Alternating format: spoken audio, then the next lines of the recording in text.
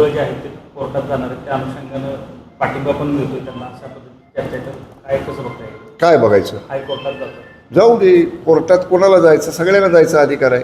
कोर्टात जाऊ नका असं कोणी कोणाला सांगू शकत नाही. पण मराठा आरक्षणाचा जो जी आर काढलेला आहे, तो मराठा आरक्षणाचा जी आर काढण्याच्या सगळ्या प्रक्रियेमध्ये मराठा आरक्षण मंत्रिमंडळ उपसमितीचा सदस्य म्हणून मी त्याच्यामध्ये सहभागी आहे.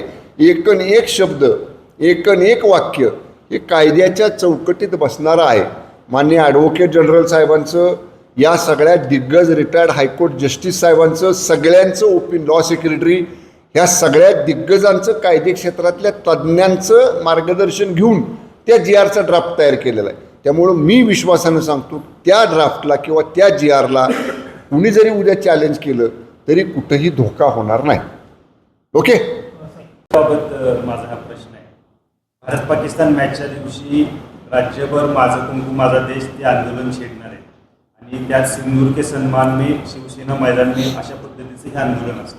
काय आपलं मत? नाही, उबाटानं कुठल्याही राजकीय पक्षानं आंदोलन कुठलं करावं हा ज्याचा त्याचा प्रश्न आहे. आता ज्या उबाटाचे नेते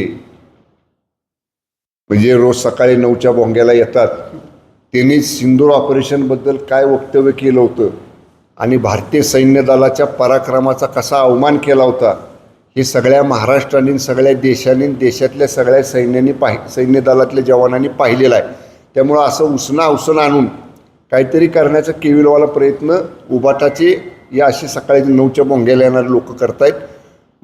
देशातल्या सैन्य दलाबद्दल आणि देशातल्या सैन्य दलानं गाजवलेल्या पराक्रमाबद्दल देशवासियांना नेहमीच अभिमान असणार आहे.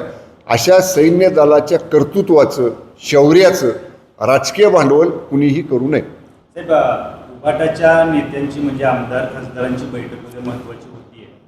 तर राज ठाकरे आणि उद्धव ठाकरे भेटीनंतर आता ठाकरे शिवसेनेच्या बैठकांचा धडाका वाढलेला आहे. काय कसं पाहता आपण?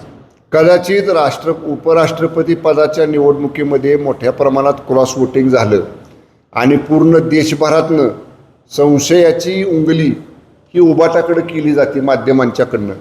त्याचं विश्लेषण करण्यासाठी किंवा त्याचा मागोवा घेण्यासाठी अशा बैठका होत असतील. राज ठाकरे